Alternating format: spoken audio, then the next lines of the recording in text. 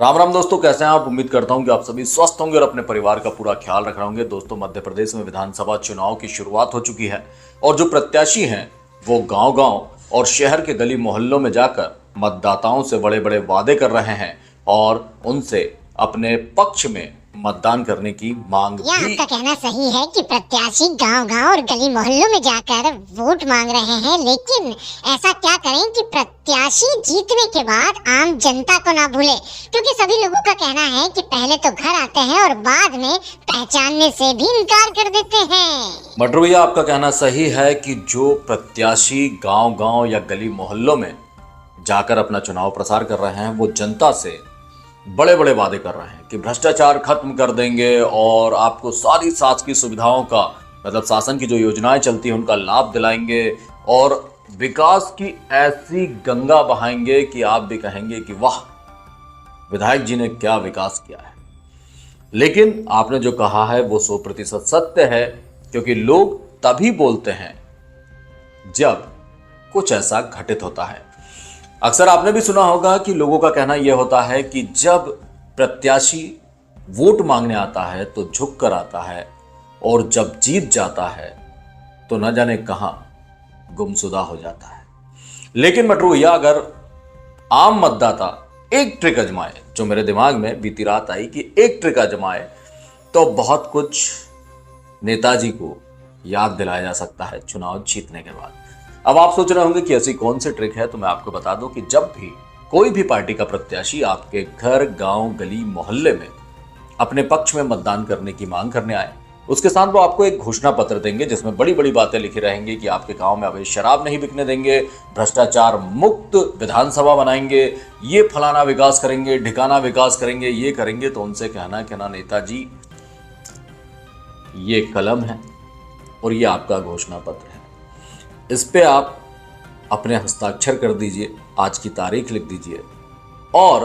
हम आपको बिल्कुल भी परेशान नहीं करेंगे।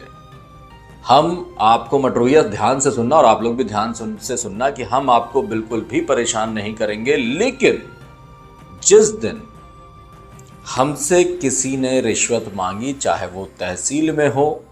चाहे वो कृषि विभाग में हो, चाहे वो मंडी में हो, चाहे वो किसी भी विभाग में हो, हम उस दिन आपको ये जो आपका घोषणा पत्र है इसे व्हाट्सएप पर भेजेंगे। आपको एक बार कॉल लगाने की कोशिश करेंगे। आप अगर कॉल उठा लेते हैं तो आपको हमारी समस्या बताएंगे कि हमसे फलाना फलाना शासकीय कर्मचारी या अधिकारी रिश्वत मांग रहा है, आपने वादा किया था कि हम भ्रष्टाचार मुक्त विधानसभा बनाएंगे, तो आप हमारी मदद कीजिए और हमारा काम कराइए। इसके बाद भी यदि आपने हमारी बात नहीं सुनी तो हम सोशल मीडिया पर ये पर्चे के साथ हमारा वीडियो अपलोड कर देंगे कि नेताजी ने बड़े बड़े वादे किए थे, हमने सिग्नेचर भी, मतलब हस्ताक्षर भी कराए थे, लेकिन नेताजी अब भूल गए हैं और अगली बार अगर उनकी पार्टी का कोई भी व्यक्ति हमारे गांव में, हमारे गली में, हमारे मोहल्ले में वोट मांगने आता है तो उसे वापस लौटना पड़ेगा। मैं सिर्फ आम जनता से, मटरू भैया, यही कहना चाहता हूं और आपसे भी यही कहना चाहता हूं कि लोग सच कहते हैं कि नेता जीतने के बाद लौट कर नहीं आता है। एक सिंपल सा सवाल है, आप ये बताइए कि आज तक भ्रष्टाचार खत्म क्यों नहीं हुआ? क्योंकि मेरा जहां तक चुनावी अनुभव है, 15 साल से मैं पत्रकारिता कर रहा हूं, मैंने हमेशा देखा है कि हर घोषणा पत्र में भ्रष्टाचार मुक्त बनाने की बात की जाती है, गरीबों को शासन की योजनाओं का लाभ दिलाने की बात की जाती है, लेकिन उसके बाद भी परेशान होना पड़ता है। गलती बस मटरू भैया आम जनता की, आपकी, मेरी यही है कि जब हम सरपंच का चुनाव शुरू होता है तब सरपंच से नहीं लिखवाते हैं कि भाई साहब आप इस पे साइन करिए, हमारा वोट है, फ्री का नहीं है, हमें आपसे 5 साल तक सुविधाएं लेनी है। हम सरपंच से नहीं लिखाते हैं, सरपंच के ऊपर जनपद सदस्य, मंडी सदस्य, किसी से भी नहीं लिखाते हैं, ना विधायक से, ना सांसद से। लेकिन अब यह जरूरी हो गया है, तो मेरा आपसे निवेदन है कि आपके घर कोई भी, किसी भी पार्टी का प्रत्याशी वोट मांगने आता है और घोषणा पत्र आपको दिखाता है कि हम ये वादे पूरे करेंगे, तो अपना पेन कलम लाइए, उनसे साइन कराइए, तारीख नोट करिए और कहिए कि जब नेताजी हमें परेशानी होगी तब हम आपको याद दिलाएंगे कि आपने हमसे हमारे घर आकर वादा किया था। आप सोशल मीडिया की ताकत को पहचाने भ्रष्टाचार मुक्त भारत बनाने के लिए हमें जिद करनी पड़ेगी। हमें लोगों को बताना पड़ेगा कि आपने हमसे कौन से वादे किए थे और आपने कौन से वादे पूरे नहीं किए हैं।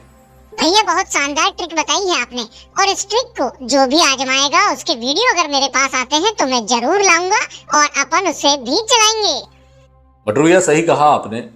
हमें अपने हक की आवाज को बुलंद करनी होगी, नहीं तो 5 साल फिर पछताना होगा।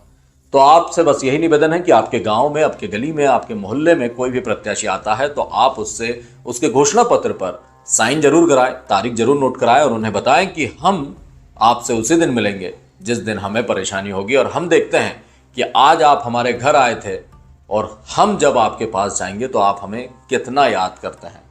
क्योंकि यदि कोई हमें थोड़ा सा सम्मान देता है तो मेरा आम जनता से निवेदन है कि आप उन्हें पूरा सम्मान दें, और यदि कोई आपको अनदेखा करता है तो आप भी ऐसा अनदेखा करें कि वो आजीवन याद रखे। तो बने रहिए मटरू भैया और मेरे साथ और देखते रहिए दी ओनली पॉजिटिव। आगे आपको मैं भ्रष्टाचार कैसे किया जाता है और किस तरह से आम जनता को परेशान किया जाता है और नेता चुप्पी साधे रहते हैं, और नेताओं को नजर आने के बाद भी नेता सिर्फ इसलिए